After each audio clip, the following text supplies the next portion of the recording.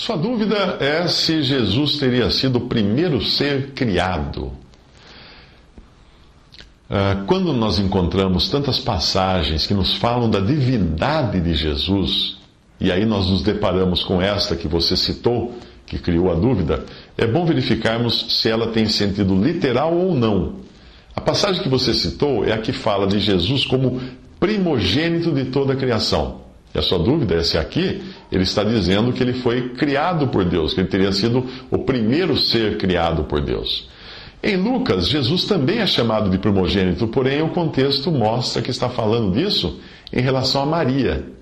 E deu à luz o seu filho primogênito, e envolveu-o em panos e deitou-o numa manjedoura, porque não havia lugar para eles na estalagem. Lucas 2,7. O sentido aí é literal, porque Maria certamente estava tendo seu primeiro filho gerado no seu ventre, ou primogênito. Se você abrir em Êxodo, verá a mesma palavra, porém usada em sentido figurado. Como?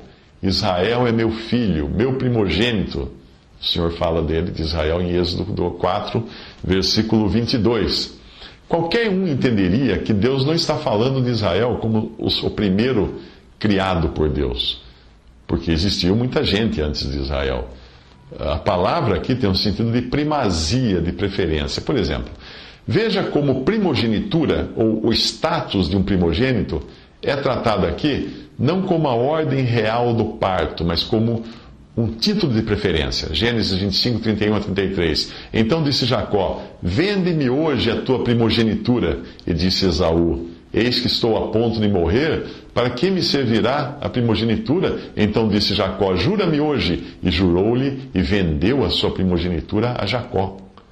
Na própria lei dada a Israel, havia uma situação em que o direito de primogenitura e herança era garantido ao primeiro a nascer. E isso indicava que existia o costume de se dar a primogenitura àquele que o pai quisesse.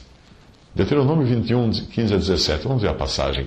Quando um homem tiver duas mulheres, uma a quem ama e outra a quem despreza, e a amada e a desprezada lhe derem filhos, e o filho primogênito for da desprezada, será que no dia em que fizer herdar seus filhos o que tiver, não poderá dar primogenitura ao filho da amada, preferindo ao filho da desprezada, que é o primogênito.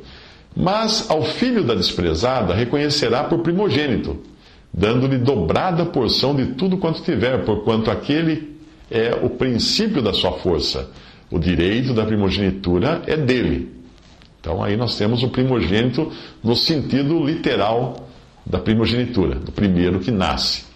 Mas no Salmo 89, nós vemos a soberania de Deus agindo para com Davi, o caçula dos filhos de Jessé, e que neste salmo é uma figura de Cristo em seu reino. Salmo 89, 20 diz: achei a Davi, meu servo, com santo óleo ungi. Também o farei meu primogênito mais elevado do que os reis da terra.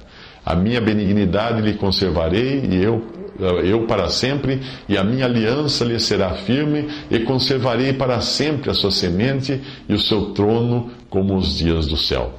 Deus promete assim a Jesus, o rei de Israel, um lugar de primazia e supremacia, dando a ele a primogenitura, chamando-o de primogênito de toda a criação, para certificar-se de que nenhum ser criado pudesse ser considerado como estando acima dele. Esse é o sentido de Jesus primogênito. Embora jamais tenha sido criado pelo fato de ser Deus, e Deus nunca pode ser criado, embora Jesus nunca tenha sido criado, e ele é o Filho eterno de Deus, isto é, ele sempre esteve nesta posição eternamente, juntamente com o Pai e o Espírito Santo, formando a Trindade, 3 pessoas, um só Deus. Se a passagem do versículo 15 de Colossenses pudesse deixar alguma dúvida sobre o significado de primogênito, que como é apresentado ali, as passagens que vêm em seguida, dentro do contexto, eliminariam totalmente a dúvida. Veja o seguinte, Colossenses 1, 16 a 19. Porque nele foram criadas todas as coisas em Cristo, foram criadas todas as coisas que há nos céus e na terra, visíveis e invisíveis, sejam tronos, sejam dominações, sejam principados, sejam potestades, tudo foi criado por Ele e para Ele. E Ele é antes de todas as coisas, e todas as coisas subsistem por Ele. E Ele é a cabeça do corpo da igreja, é o princípio e o primogênito dentre os mortos, para quem tudo tem a preeminência, porque foi do agrado do Pai que toda a plenitude nele habitasse. Para que todas as coisas que há nos céus e na terra fossem criadas por Jesus e para Jesus, e se Ele é antes de todas as coisas, e todas as coisas subsistem por Ele, não haveria qualquer possibilidade de Ele ter sido criado antes de todas as coisas. Percebe? Ele já existia sempre e eternamente. Quando nós abrimos em Gênesis e lemos no hebraico, nós vemos que no princípio criou Elohim os céus e a terra. Gênesis 1:1. A palavra Elohim no hebraico significa Deus, porém na designação de plural, com 3 ou mais. Quando Elohim criou o homem, nós encontramos também o plural até no verbo, quando ele diz assim: façamos o homem à nossa imagem. O que demonstra que ali nós temos o Pai, o Filho e o Espírito Santo agindo em conjunto. Finalmente, a última frase do versículo 18 fecha o contexto declarando qual a razão de tudo isso, para que em tudo Cristo tenha o quê?